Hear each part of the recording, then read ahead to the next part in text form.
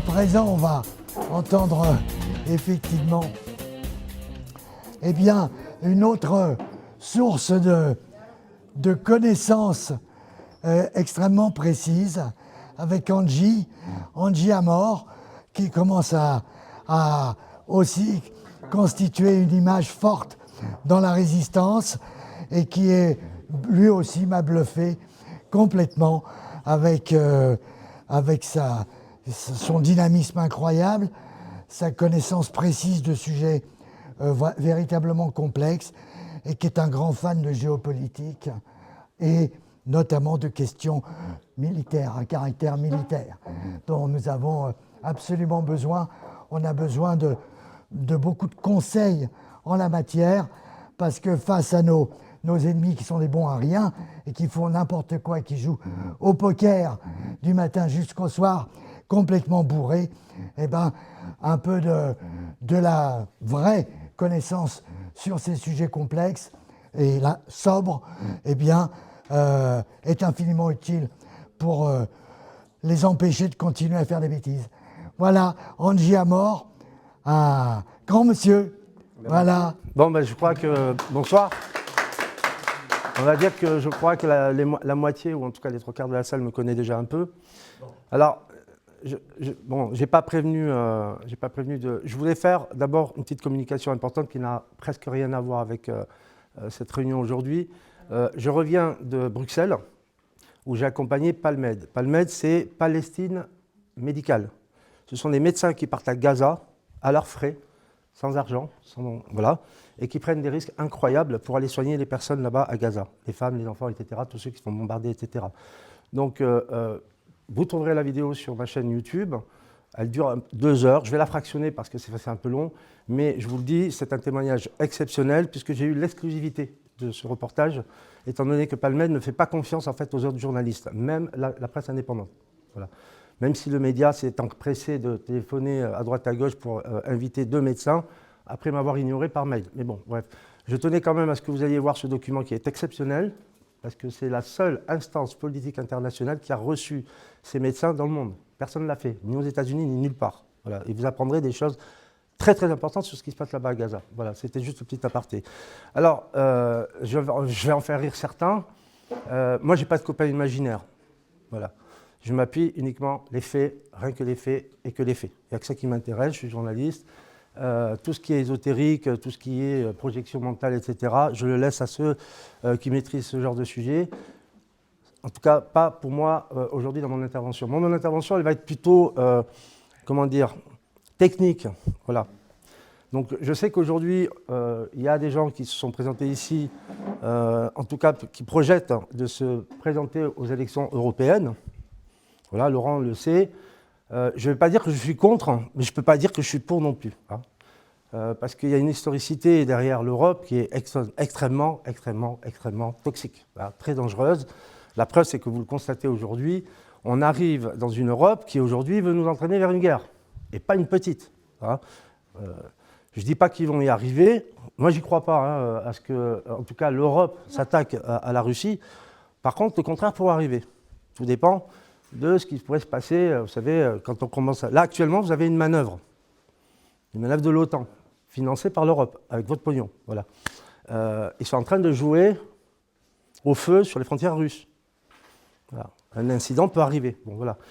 Moi, je voulais revenir juste sur un élément qui m'a paru important de parler aujourd'hui, c'est le Brexit. Vous vous rappelez le Brexit? Alors, le Brexit, comment c'est né dans la tête des Anglais? C'est avant tout né d'un certain énervement de la population. Ça n'a pas commencé avec l'Union européenne, ça a commencé avec la CEE, la Communauté économique européenne. Voilà. C'est-à-dire que les accords qui étaient passés au niveau de la CEE désavantageaient considérablement les Anglais. Donc ça les a un peu énervés. N'oublions pas que l'Angleterre était un très grand empire avec le Commonwealth, etc. Et que leur dégringolade progressive au niveau de leur influence, etc., puisqu'ils sont devenus un petit peu, entre guillemets, la prostituée des États-Unis, hein, donc les anglo-saxons. Et donc, ils ont tenté de négocier à plusieurs reprises, etc., avec cette CEE qui va se transformer en Union européenne. On ne va pas revenir sur l'historicité du fameux référendum de 2005 sur lequel la France a dit non. On ne va pas revenir sur le fait que Nicolas Sarkozy, en 2007, s'empresse de faire passer ça par un vote du Parlement qu'il a réuni au Congrès de Versailles. Donc nous avons déjà été largement trahis par ceux qui sont supposés être la représentation nationale. Rappelez-vous, hein, ils ont réuni le Sénat et les députés au Congrès de Versailles. Et puis la Suisse, vous la connaissez. Je vais dire, bon, on arrive à des institutions européennes où celle qui décide de tout, l'institution qui décide de tout en Europe, j'espère que vous le savez quand même, c'est la Commission. La Commission, c'est quoi? Vous la connaissez tous, Ursula. Voilà. Je reviendrai sur son petit cas personnel. Il y a quelque chose qui est en train de sortir qui risque de lui coûter très cher, avec son mari, etc. Mais on avait déjà entendu parler de cette problématique. Donc la Commission décide. Et la Commission, c'est quoi? Ce sont des commissaires, avec une présidente, des vice-présidents, etc. Et eux, ils ont les pleins pouvoirs, appuyés par un truc qu'on appelle le Conseil de l'Europe. Qu'est-ce que le Conseil de l'Europe? C'est les présidents et l'exécutif. Un peu comme là, Attal va aller à l'Europe et va parler en notre nom. Un mec qui n'a jamais eu de mandat, qui n'a même pas 40 balais. Il va décider de notre avenir. Alors, ne pensez pas qu'à l'Europe, quand vous allez arriver là-bas, si quelqu'un arrive à être élu, vous allez avoir un quelconque pouvoir. Déjà, il faut savoir que le plus grand parti, parce que ça fonctionne un peu comme le Parlement en France, vous voyez, l'Assemblée nationale en France. Le Parlement européen, c'est une sorte d'Assemblée nationale européenne, avec des partis en présence. Le plus gros parti se trouvant là-bas, ça s'appelle le PPE. Qui a entendu parler du PPE? Une personne? Bon, ça c'est normal. Toi aussi. Vous voyez, personne ne connaît. Et toi aussi. Bon, il y a des gens, il y a 2-3 personnes politisées ici, parce qu'ils connaissent un peu les institutions, etc. Mais si on observe, et moi je l'ai vu tout au long de mes périples ces 4 dernières années en France, voilà, parce qu'à un moment donné, je faisais partie du syndicat des Gilets jaunes, donc j'ai beaucoup bougé avec eux, hein, Bruxelles, toute la France, etc. Les gens ne connaissent pas, ils ne savent pas comment fonctionnent les institutions. Et très peu de gens suivent les travaux de la Commission, très peu de gens regardent, regardent les réunions parlementaires de l'Europe, alors que tout se décide là-bas. Et il faut savoir que les godillots que nous avons à l'Assemblée nationale et au Sénat, d'accord, ils obéissent à la Commission. L'exécutif en France obéit à la Commission. Et la Commission obéit à qui? À Washington. Alors, si vous pensez arriver, allez-y, moi je vous suis. Par contre, s'il y en a un ou une qui est élue, je veux bien être son attaché parlementaire. Mais ça ne changera rien, parce qu'il faut faire partie d'un groupe politique. Et là-bas, le groupe politique qui domine le Parlement, ça s'appelle le PPE. Le PPE, c'est quoi? C'est le Parti européen progressiste. C'est des ultralibéraux. Ce n'est pas des gens qui ont à cœur de s'intéresser à vos problèmes personnels. Ils n'en ont rien à foutre. Ils bossent avec BlackRock, avec Vanguard, avec les grosses entreprises, etc. Alors je voulais revenir sur l'histoire de la sortie de l'Angleterre du Brexit. Ce n'est pas les politiques ou l'exécutif, etc., qui étaient à l'origine du projet. C'est le peuple. Parce que le peuple, là-bas, en Angleterre, en a eu marre. Ils ont dit, ça suffit. On se fait entuber à gauche, à droite, en haut, devant. On était une superpuissance, on est en train de... Donc ça a commencé carrément dans les années 80, il faut le savoir. Quand Nigel Farage arrive, alors c'est vrai, Nigel Farage, extrême droite, il parle de la problématique de l'immigration. Et oui, parce qu'il y a 2 types d'immigration. Il y a l'immigration qui va renforcer l'économie d'un pays, et puis celle qui est en train de la noyer. Voilà. Je ne suis pas d'origine immigrée, hein, je vous rassure. Je suis né en France. Mais voilà, ça a été un peu la problématique. Alors on a eu, si quelqu'un peut me mettre le tableau, pour l'historique, vous allez voir. Désolé, je dois partir. Donc le premier qui va être dans la problématique de lancer véritablement le Brexit, c'est David Cameron. Tout le monde se souvient de David Cameron. Voilà. Il va perdre son poste de Premier ministre à cause du Brexit. Parce qu'il va faire un mauvais calcul, il ne va pas tenir de la problématique de l'immigration en Angleterre qui dérangeait énormément les partis conservateurs, etc. etc. Et ensuite, il va devoir démissionner parce qu'il va lancer un référendum en disant, alors que c'est un anti-Europe lui, mais il ne voulait pas sortir de l'Europe en fait. Il va lancer un référendum qui va se retourner contre lui. C'est-à-dire que les Anglais vont voter pour la sortie. Et qui va prendre le relais? C'est Theresa May, qui fera une déclaration, je ne sais plus l'année exacte, qui va arriver, qui va dire « Je sors de chez son Altesse Sérénissime, la reine d'Angleterre », qui a dit patati patata, et à un moment donné, elle a fait une déclaration en disant « Oui, alors le Brexit, on va en faire une réussite ». Bon, elle va se prendre un râteau quand même quelques temps plus tard, parce que ça ne va pas être aussi simple.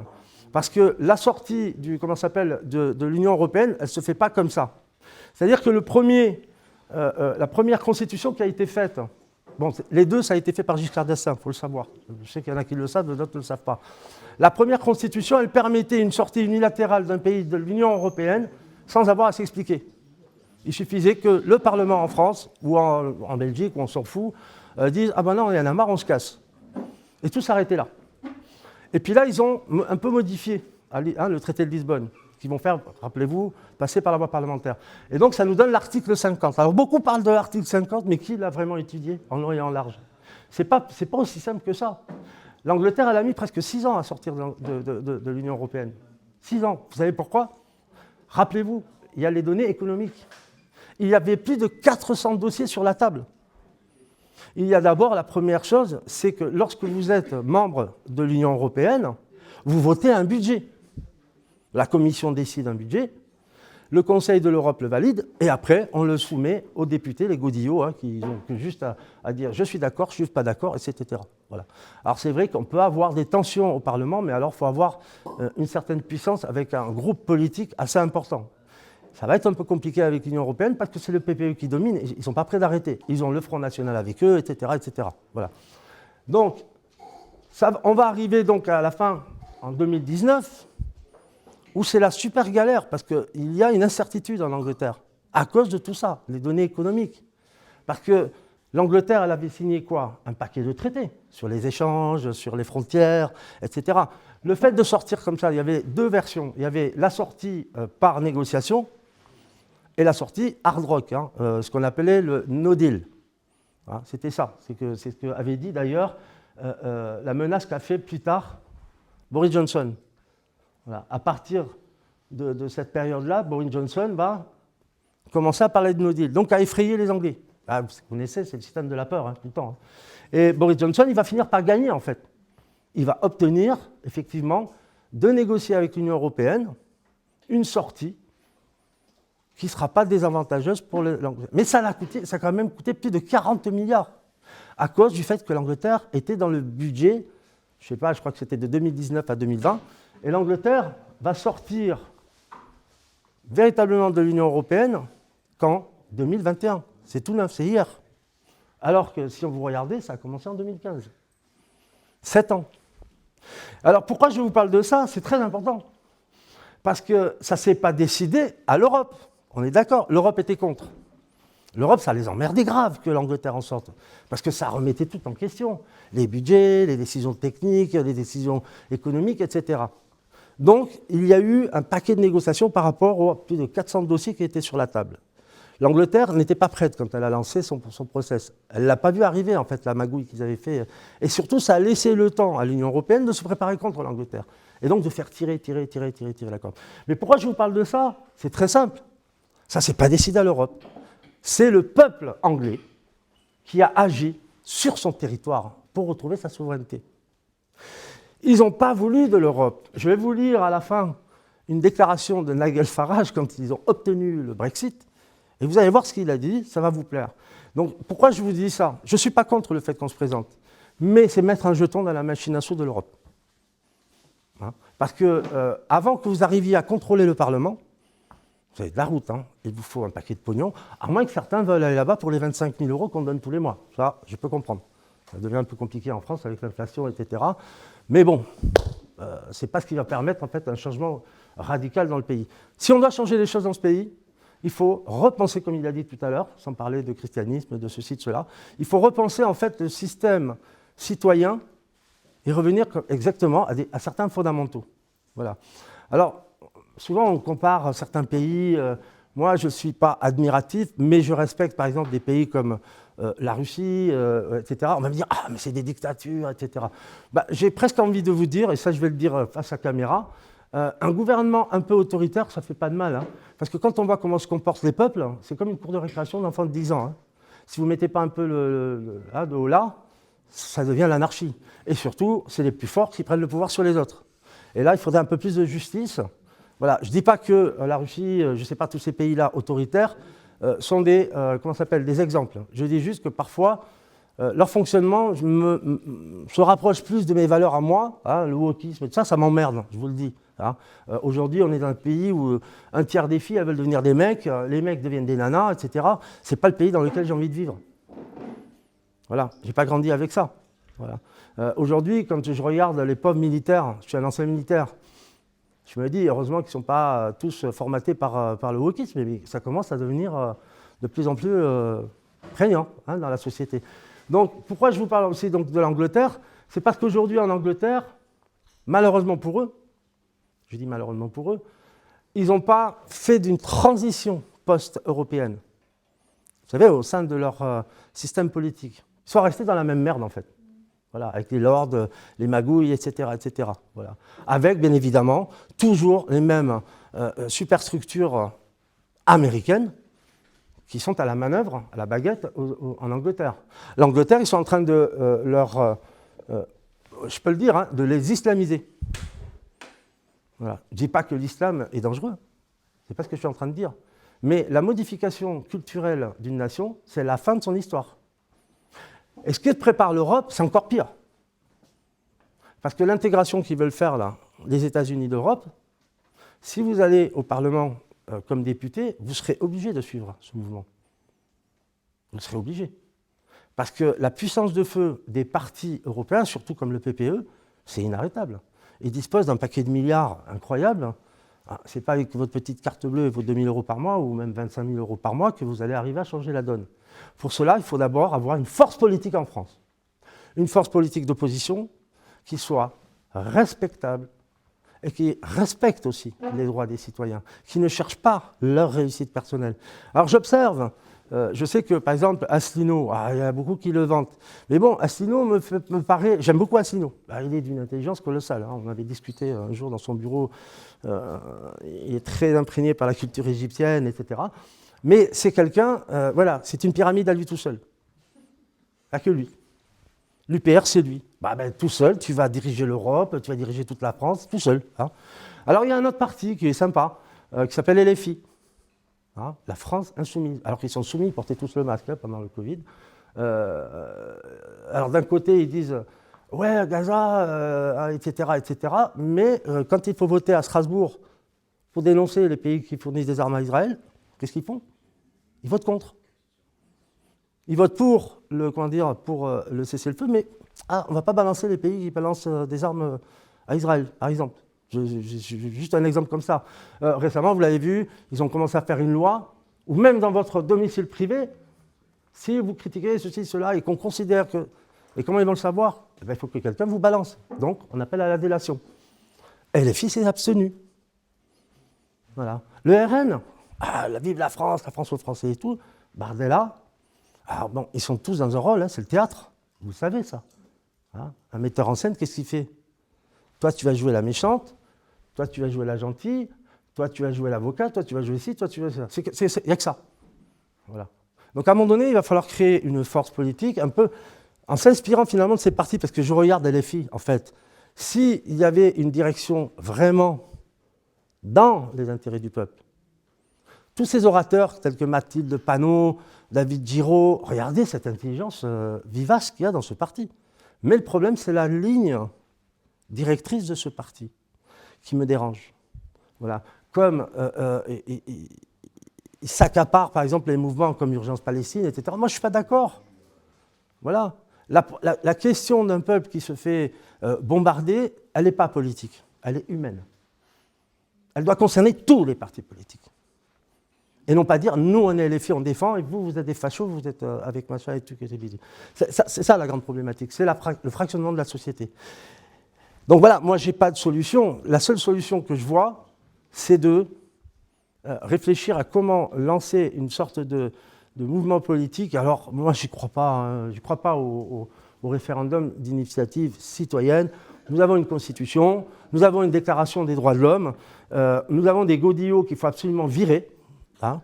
Moi, je serais, bon, je ne vais pas rentrer dans les détails, mais moi, je serais pour vraiment les virer tous. Voilà. Il a dit, on va essayer de choper l'Assemblée nationale. pourquoi faire? Pour recommencer dans le même cinéma? Ça va être compliqué, parce qu'il faut des techniciens. On ne dirige pas un pays comme on dirige une boulangerie. Hein, c'est plus complexe que ça. Et je pense que juste il faut repenser en fait notre démarche politique, voilà, notre positionnement par rapport à ce qui se passe. Parce que sinon, on va se retrouver en danger. Je vais terminer rapidement parce qu'il y a des conséquences économiques très importantes qui sont en train de se produire. Vous avez vu que la France est en train de perdre pied en Afrique. Ça représentait environ 500 milliards de dollars, d'euros par an. Hein. Plus de 500 milliards. Je vous donnerai, si quelqu'un veut les chiffres et les données, je vous les donnerai. Le contrôle en fait, économique de ces pays, c'était 500 milliards. Il y a quelqu'un qui a dit récemment, un politicien et ancien diplomate, il a dit « La France en Afrique, c'est le tiers-monde ». Parce que c'est vrai. Ensuite, la deuxième problématique, c'est l'énergie. Vous l'avez vu, avec cette histoire de gaz, de pétrole, etc., etc. Là, actuellement, la France est en train de faire un forcing avec l'Algérie, parce que l'Algérie est un gros producteur de gaz, de pétrole, etc. Et il faut bien compenser la merde qu'on a foutue avec la Russie. Donc, à un moment donné, il va falloir réagir et vite, et se mettre au travail, mais pas en allant mettre un jeton au Parlement européen, mais en reconstruisant ici, dans le pays. Voilà. Merci. Voilà. Alors. En quoi est-ce antinomique de partir du principe qu'il faut jouer l'article 50 ici et en même temps, étant donné que c'est une des compétences des eurodéputés que de reprendre les traités et les décrets, que de se démerder pour avoir des culs citoyens à l'intérieur de cet hémicycle? Alors, l'article 50 ne se décide pas au Parlement. Je t'ai dit en quoi est-ce incompatible de penser à l'article 50 en national, puisque effectivement le Frexit, ça ne sert à rien de partir Frexit, ce n'est pas une compétence européenne.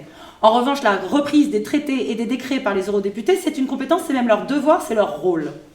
Donc est-ce qu'on n'a pas intérêt à reprendre les traités et les décrets en se démerdant pour avoir des culs citoyens? Et le PPE, c'est quoi? À part l'un des regroupements, il faut quoi? Il faut 25 membres d'un quart des pays, donc de 7 pays, il faut juste 25 membres de 7 pays. Qui dit qu'avec ce qui vient de se passer, on va pas avoir 5 Allemands, 4 Français, de 2 groupes différents, un Belge, un Espagnol, qui font un nouveau groupe parlementaire, j'en sais rien. Mais en attendant, rien n'empêche de se dire que avoir des eurodéputés à l'intérieur de cet hémicycle permettrait d'avoir un accès à l'information plus important que si jamais on n'y va pas et que c'est eux qui ont tous les sièges. Non? Ok, moi je vais juste répondre. 2015-2021. 7 ans pour renégocier tous les traités. Je termine. Non mais j'ai écouté, il faut m'écouter aussi. 7 ans, et il faut rentrer dans le dossier, je l'ai donné à Laurent, il le transmettra à qui il veut. Il y a toute l'historicité, toute la profondeur et la complexité de la sortie de l'Angleterre de l'Union européenne, c'était un truc monstrueux. Parce qu'à partir du moment où on fait un traité, comme l'a fait Nicolas Sarkozy en 2007, donc il a signé un traité qui a été ratifié par le Congrès de Versailles, c'est toute une série de traités qui se sont faits depuis. Donc de 2007 à 2024, je vous laisse imaginer tout ce qu'ils ont signé, ratifié. Et tout ça, à partir du moment où on a signé un traité, c'est contraignant. On est obligé d'obéir, puisqu'on fait partie de cette Union européenne. Donc la sortie, elle exige, vous voyez, 3 ministres déjà en Angleterre, c'est pas 1 ou 2, c'est 3, et pratiquement 7 ans. Et ça a commencé bien avant, hein, avec Nigel Farage, on a vu, tout le monde connaît les interventions de Nigel Farage. Donc ce que je veux dire par là, on ne va pas commettre la même erreur que l'Angleterre et croire qu'on va pouvoir influencer une commission qui n'est pas élue. Parce que, je rappelle, même si elle va dire le contraire ou me contredire, le Parlement n'a aucun pouvoir contraignant. Il n'a qu'un avis consultatif, c'est tout. Alors après, effectivement, s'il y a une grosse majorité, comme on l'a actuellement, je ne sais plus sur quel sujet, ils sont en train de se prendre la tête, ça n'empêche pas la Commission de décider, toute seule. Parce qu'elle fait appel après au Conseil de l'Europe, donc c'est-à-dire Macron, etc. Et je vais vous demander de retrouver une intervention qui a eu lieu en 2018 au Parlement européen. 3 députés français, eurodéputés, qui disaient déjà à Emmanuel Macron qu'il faisait la guerre sans passer par l'ONU, enfin par le Conseil de sécurité, et sans passer par le Parlement. Déjà en 2018, quand ils ont bombardé la Syrie. Vous vous rappelez? Voilà. Comme l'a fait Nicolas Sarkozy pour bombarder unilatéralement la Libye. Donc l'Europe aujourd'hui nous entraîne vers la guerre. L'économie de guerre qu'il lance, c'est une projection vers la guerre. Et il y a une telle corruption là-bas. Hein, il y a les lobbies, tout le monde le sait. Enfin, je pense qu'ici, tout le monde, hein, Claire, tu le sais, enfin, il y en a plein qui le savent. Il y a des lobbies qui ont entré et sorti et qui font ce qu'ils veulent. Il y a des mallettes de pognon qui circulent en voiture. Donc, Eh ben, le seul moyen, c'est de faire comme ont fait les Anglais. Les Anglais, ils ont travaillé sur leur territoire. Leur Parlement et la reine d'Angleterre, ainsi que le Premier ministre, a imposé la négociation à partir de l'article 50 pour faire la sortie. Là, en 2024, pour toi, la solution de la France pour les européennes 2024, c'est ne faisons rien donc pour toi. Je crois que Emma voulait poser une question. Parce que, je l'ai dit dans mon intervention, les gens qui veulent s'y présenter, qui s'y présentent. J'ai même dit, s'il y en a un ou une qui est élue, je vais bien être son attaché parlementaire. Moi, j'ai discuté avec Claire Daly, l'eurodéputée irlandaise, là, qui a permis, en fait, à Palmed, et ainsi que Mike Wallace, hein, les Irlandais. Elle le dit dans la vidéo, tu iras la voir, elle est sur la chaîne YouTube. Elle le dit, c'est la Commission et le Conseil qui prennent les décisions. On l'a vu à Strasbourg, etc. Et donc elle l'a dit, nous on est là pour, effectivement, parce que leur groupe est important et que leur parole est entendue, puisqu'ils arrivent, et là tu peux faire comme Virginie Joron, mais ça, ils obtiennent quoi derrière? Rien. Voilà, merci, j'ai terminé. Emma, une question. Pardon. Pour rebondir, parce que la France, c'est pas l'Angleterre, c'est pas le Royaume-Uni, c'est deux territoires très différents. Et le peuple anglais qui a réussi à avoir un référendum, il l'a eu parce qu'ils peuvent signer des pétitions sur leur parlement à l'époque. Comme en Suisse, En ce moment, moi j'ai des militants anglais qui m'ont fait suivre les pétitions pour la sortie de l'OMS, qu'ils ont fait monter sur le Parlement. Il y en a eu au moins 4, avec ou sans référendum, sortie directe de l'OMS. Elles sont toutes montées et dépassées 100 000. Le Parlement anglais leur renvoie toutes des mails qui disent « On en a parlé, mais on ne va pas débattre de ça ». Donc voilà, ça a ses limites. Les lords anglais, quand ils ne sont pas d'accord avec leur peuple, ils l'écrasent. Et là, en ce moment, c'est aussi ce qui se passe. C'est très anglo-saxon. Alors, j'ai oublié le nom de celui qui vient d'être élu, là, qui est passé sur BBC News, etc., où il dit qu'il chie sur Sunak. Il dit quoi? Il ne sera plus là bientôt. Et c'est un ultra-conservateur qui a l'oreille, c'est un des plus anciens, qui a l'oreille des lords. Et il a clairement dit, j'ai été élu avec une majorité écrasante. D'ailleurs, il remet à sa place le journaliste qui essaye de lui faire un mode LCI, France Télévisions, etc. Et là-bas, il y a un mouvement qui va les faire sortir de l'OMS, comme ils ont réussi. Tu verras. Voilà. J'en suis certain. Moi, j'ai des gros doutes sur est-ce qu'ils vont réussir à sortir de l'OMS. C'est une autre structure supranationale qui bouffe la souveraineté. C'est un débat en Angleterre que nous, en France, on n'est même pas à parler de structures supranationales. Enfin, rien que de parler des structures supranationales, nous, on est quand même le pays qui, je crois que c'est ce que tu essayais d'amener, qui a les penseurs de la structure supranationale européenne. C'est nous qui écrivons le texte. Enfin, c'est nos penseurs à nous, Français, qui font les premières moutures de la Constitution européenne et et même avant, je veux dire, même avant, c'est vraiment des Français qui construisent ça. Donc je pense qu'on a aussi un devoir de responsabilité par rapport au bordel que c'est, d'essayer de rééquilibrer peut-être un peu, pas les souverainetés, parce que chaque peuple, la souveraineté, il faut la rééquilibrer en France, ça je suis plutôt d'accord avec toi. Mais par contre, il y a peut-être des enjeux au niveau de l'Europe et au niveau du monde anglo-saxon, hein, parce que l'Angleterre et leurs alliés américains, par exemple, ça ne les intéresse pas que l'Angleterre sorte de l'OMS, mais ça les intéresse encore moins que le Royaume-Uni se disloque. Et il y a un an, il y a une ministre des Transports écossaise qui se retrouve en débat face à un ministre du Parlement anglais, quelques semaines après que le Parlement anglais ait actionné l'article 21. Tu vois de quoi je parle? Voilà. Pour tous les autres, l'article 21 dans le Parlement anglais, c'est l'article qui bloque le Parlement écossais. Parce qu'en fait, le Parlement écossais existe parce qu'un jour, le Parlement anglais, il a pris un bout d'os, comme ça, il l'a jeté aux Écossais. Faites Parlement, on a l'article 21. Si ce que vous faites, ça ne nous plaît pas, on bloquera. Ce temps-là, c'était la fondation, les premières fondations du Royaume-Uni. C'est comme ça qu'il commence à s'unir. C'est le processus de dévolution. Ça n'était jamais arrivé avant, là, il y a un an, que l'article 21 soit actionné contre le Parlement écossais. Pourquoi il a été actionné? Pour la loi sur les transsexuels qui peuvent changer de prison. Enfin, c'est un peu plus compliqué que juste changer de prison, mais l'Angleterre bloque cette loi parce que ça pose problème sur le changement de prison de détenus qui veulent changer de sexe. Pendant ce débat, cette ministre des Transports, elle perd son argument parce qu'elle essaye de défendre cette loi et elle perd. Le parlementaire anglais finit par dire « oui, c'est un homme » et donc tout le monde l'applaudit, donc elle perd. Et donc elle finit sur quoi sa conclusion? Eh ben, on n'aura qu'à être indépendants, nous, l'Écosse, et rejoindre l'Union européenne. Maintenant, qu'est-ce que nous, Français, on attend pour appuyer sur l'Écosse et l'Irlande, leur dire faites un truc avec nous, et puis on pousse les Anglais, ils vont paniquer. Enfin, je pense que ça leur ferait très peur, Lord Anglais. Et peut-être que ça permettrait de baisser un petit peu la recherche de prise de pouvoir sur le reste de l'Europe, peut-être. Ma question est là. Est-ce que dans la stratégie de recherche de souveraineté, il peut y avoir aussi le fait de créer de la discorde chez les voisins qui foutent... mais qui nous... Oui, mais on peut le faire sans forcément passer par le Parlement européen. Parce que tout est contrôlé au Parlement. Hein. Ma question, c'est sur l'opportunité de voir une Écosse un peu... qui ne sait plus trop si elle est encore dans l'union du Royaume ou dans l'union de l'Europe, où elle veut aller. Nous, la France... La question a été abordée lorsqu'il y a eu le Brexit, parce que tu sais qu'il y avait une histoire de frontière entre l'Irlande, l'Écosse, etc. Bon, c'est un article qui a été négocié pendant 18 mois. Voilà. Et d'ailleurs, il y a son nom là, hein, c'était à l'origine de lui, là, Stephen Barclay, voilà, qui avait été chargé de discuter de tout ça et tout. Donc en même temps, c'est fermé, hein, je veux dire, c'est souverain, mais ça ne l'est pas, parce que l'Angleterre, hein, Royaume-Uni.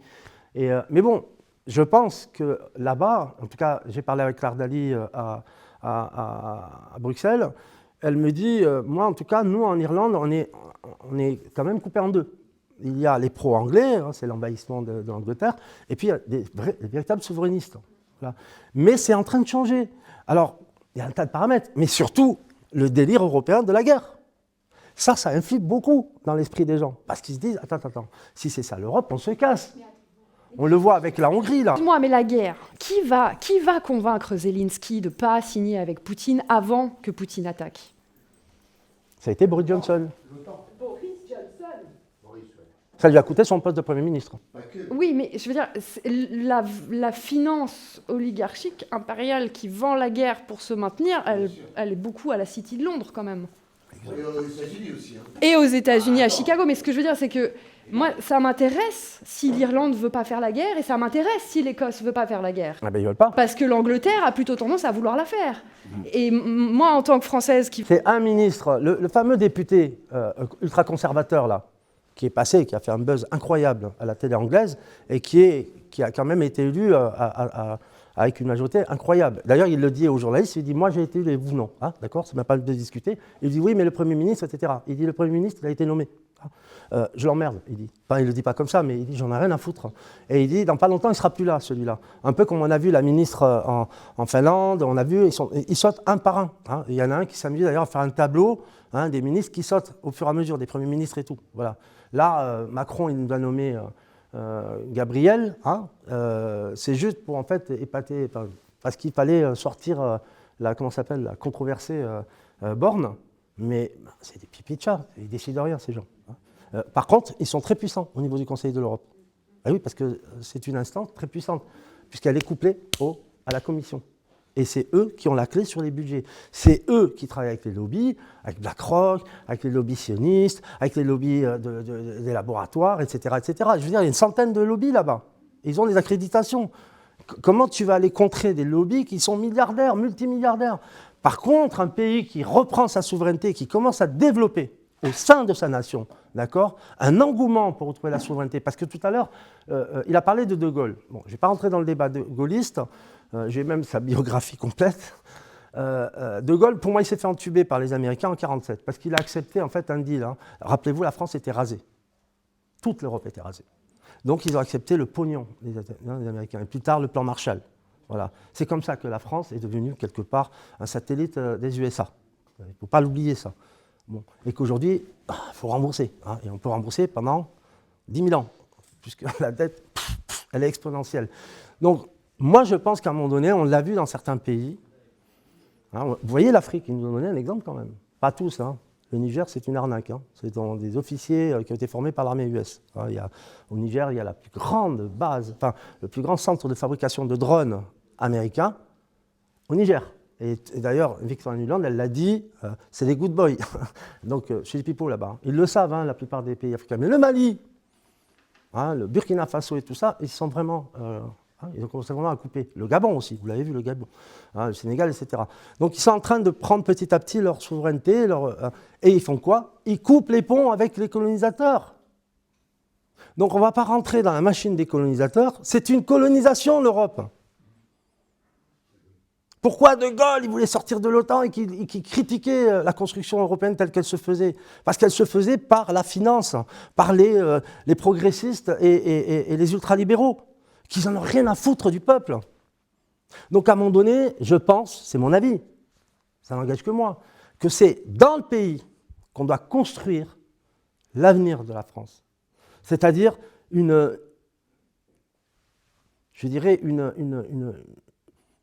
construction d'un mouvement citoyen qui aura à cœur de petit à petit aller taper dans toutes les boîtes. Madame, est-ce que vous êtes contente de votre retraite? Non, allez, rejoignez-nous. Ils font quoi les partis politiques d'après vous? Ils partent avec des tracts, hein, LFI, RN, etc. Ils sont dans la rue. Ils ne font pas des réunions sur Zoom, etc., dans des salles. Ils le font, mais avant tout, ils parlent au peuple. Et c'est comme ça qu'on y arrivera, j'en suis certain. Moi, c'est comme ça que je le vois. Merci de m'avoir écouté. Attends, une question, excuse-moi. On n'a pas pris la parole, si ça peut être court aussi, puis je la prends juste derrière après toi, si tu veux. Vas-y, oui, On pardon. va être très très court. Oui. En fait, bon, j'en ai parlé un tout petit peu avec Annabelle tout à l'heure, concernant le Brexit et le Frexit. Voilà, j'en ai parlé autour de moi, il y a pas mal de personnes qui connaissent la situation, on est manipulés, on va dire éveillés entre guillemets, et je leur disais, vous voyez bien la situation de la France, ce serait peut-être Frexit. Et la plupart, la grande majorité, ils m'ont répondu, ah ben non, en Angleterre, c'est la merde, l'inflation, ils s'en sortent pas, c'est compliqué, etc. Et là, j'ai eu une petite réflexion, je viens des Antilles, et je me disais, est-ce que le Frexit ne serait pas à l'instar chez nous de Haïti, qui a été la première république noire, qui est dans la misère la plus totale, et qui sert d'exemple en disant, vous voulez votre indépendance? Ben regardez, vous serez comme Haïti. Donc c'est juste ça, comme réponse. Alors ça, en même temps, si tu veux, De Gaulle a abandonné des États, enfin des États africains, en enlevant toute l'institution, tout le fonctionnement, les fonctionnaires, à ceux qui n'acceptaient pas des FOCA, des Français à côté d'eux. Donc en fait, si tu veux, et on peut ruiner, effectivement, c'est pas forcément une démonstration, à mon avis, pertinente, parce qu'il y en a qui, bien sûr, si ça va du jour au lendemain, évidemment, c'est pénalisant. Moi, je voudrais revenir, quand tu parles de force politique, sur la force politique, et ce dont tu parles, les descriptions, les constats que tu fais paraissent tout à fait pertinents et éclairants pour des gens qui ne connaissent pas bien l'Europe. Mais sur la force politique, moi je parlerais plus de force citoyenne. Et c'est sur le... Voilà, on est d'accord, mais si tu veux, ça ne va pas non plus avec un autre point que tu as développé dans ta partie au début, où tu parles de le référendum. Donc, en fait, si c'est le petit minimum, plus grand petit dénominateur commun pour une garantie. Si tu, quand tu prends ta voiture, tu prends une assurance, on peut modifier les plus hautes règles de la hiérarchie des normes, qui est donc la Constitution, qui a été bafouée. Pas vraiment, en fait. Hein, tu vois, ils vont toujours chercher un petit truc, parce que c'est eux qui l'ont écrite, la Constitution. Hein. 58, De Gaulle intelligent, mais elle était déjà préconstruite, et ça vient de la Constitution, la deuxième, celle qui a la première qui a été appliquée, de 1791, qui est celle de Sieyès et d'autres, qui disent qu'ils ne veulent pas de démocratie, parce qu'à l'époque, ils savent ce que c'est qu'une démocratie. Donc il y a des petits articles qui vont bien pour aller mettre le 48.3 au Sénat, le 49.3 au Parlement, à l'Assemblée nationale. Oui, ils ont bien fait, puis ils arrivent à tirer les ficelles, ils sont malins. Et puis ils niquent ce qui est, il n'y a pas de référendum d'initiative populaire, ça n'existe pas, le partager n'est pas partagé, et en plus, il n'aboutit pas si l'Assemblée examine les textes. Donc tous ces éléments, si tu veux, et pourquoi on n'a pas de référendum depuis 2005? Parce qu'ils ont la trouille quand même, hein, parce qu'ils ont failli le crime de haute trahison en 2008. Hein, et c'est encore d'ailleurs, je vois, enfin pas forcément. Mais ce que je veux dire par là, c'est qu'effectivement, si on est pour une force citoyenne, il faut quand même s'appuyer, et forcément pour le fonctionnement, sur des assemblées citoyennes. Donc oui, aller tracter, mais faire corps entre nous, et à réussir dans des quartiers à faire des DEM, comme ça existait à Athènes, enfin des choses, des quartiers décisionnels, des petites assemblées locales, quoi. Et également utiliser le RIC, militer pour le RIC en matière Une fois qu'il y aura les médias, avec une loi tant qu'il n'y a média, pas les médias, le RIC, ça s'appelle se tirer une balle dans le pied. avec une loi média qui peut aller, mais non, on a des arguments là-dessus depuis très longtemps. Et les arguments, et les gens qui sont... critiquent une chose, les gens qui critiquent une chose en disant ça c'est mieux, moi je dis cumulons, ok, force citoyenne, assemblée citoyenne, référendum d'initiative citoyenne locale, référendum d'initiative citoyenne Parlez au moins de l'ICE en matière constitutionnelle, et il y a l'ICE au niveau Europe. J'ai quitté un peu l'Europe, mais c'est par rapport à quelques mots. Voilà. J'ai été... On a des je voudrais d'abord qu'on répondait potentiellement. Je voudrais, pour finir, vous dire la déclaration de Nigel Farage quand ça a été annoncé officiellement la sortie de l'Union européenne. Vous allez voir, ça va vous plaire. Alors il a dit, Nigel Farage, il profite de sa dernière intervention au Parlement européen, d'accord, pour prononcer un discours sans concession. Ce qui arrive à 23h ce vendredi 31 janvier 2020 marque le point de non-retour. Une fois que nous serons partis, nous ne reviendrons jamais et le reste, franchement, n'est que des détails. En 2005, j'ai vu la Constitution initiée par Giscard et d'autres, rejetée par les Français par référendum, rejetée par les Hollandais par référendum. Et je vous ai vu dans ces institutions ignorer cela, ramener la Constitution par le traité de Lisbonne et ensuite vous vanter de l'avoir passée sans référendum. C'est ce qu'a fait Nicolas Sarkozy, si vous vous rappelez bien. Je veux vous promettre qu'à la fois au Royaume-Uni et dans le parti du Brexit, nous aimons l'Europe. Nous détestons par contre l'Union européenne. Alors j'espère que c'est les débuts de la fin de ce projet européen. C'est un mauvais projet. Ce n'est pas juste non démocratique, c'est antidémocratique. Il donne le pouvoir à des gens sans responsabilité qui n'ont pas de compte à rendre aux électeurs. C'est donc une structure inacceptable. Merci. Voilà, j'en ai terminé.